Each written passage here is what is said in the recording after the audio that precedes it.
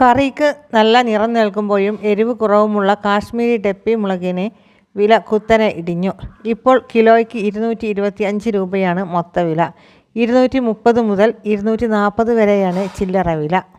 വർഷങ്ങൾക്ക് ശേഷമാണ് കാശ്മീരി പിരിയൻ്റെ വില ഇത്രയും ഇടിയുന്നത്. കഴിഞ്ഞ ഓണക്കാലത്ത് കിലോയ്ക്ക് 900 രൂപ വരെ കാശ്മീരി മുളകിൻ്റെ വില ഉയർന്നിരുന്നു. മംഗലാപുരത്ത് നിന്നാണ് കാശ്മീരി ഡപ്പി പ്രധാനമായും വരുന്നത്. ഉൽപ്പാദനം വർദ്ധിച്ചതാണ് വില പെട്ടെന്ന് ഇടിയാൻ കാരണമെന്നാണ് മൊത്തവിതരണക്കാർ പറയുന്നത്. ഏപ്രിൽ ആദ്യം പിച്ചി ഉണക്കിയതാണ് ഇപ്പോൾ വിപണിയിലേക്ക് എത്തുന്നത്. സീസൺ അവസാനിക്കുന്ന ജൂൺ വരെ കാര്യമായി വില ഉയരാൻ സാധ്യതയില്ല. എന്നാൽ വിൽപ്പന ഉയരുന്നതിനാൽ ഓണം അടുക്കുന്നതോടെ വില വീണ്ടും ഉയരാൻ സാധ്യതയുണ്ട്. പിന്നീട് ഒക്ടോബറിൽ അടുത്ത സീസൺ ആരംഭിക്കുമ്പോഴേ വില ഇടിയൂ.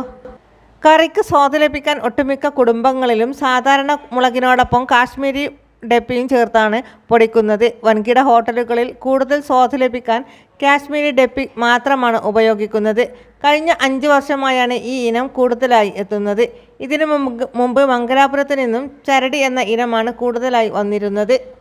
ചരടിന് നീളം കൂടുതലാണ്. എന്നാൽ കാശ്മീരി ഡപ്പിക്ക് നീളം കുറവും വണ്ണം കൂടുതലുമാണ്. കൂടുതലായി വിറ്റുപോകുന്ന പാണ്ടിമുളക് കിലോയ്ക്ക് 125 രൂപ മാത്രമാണ് മൊത്തവില.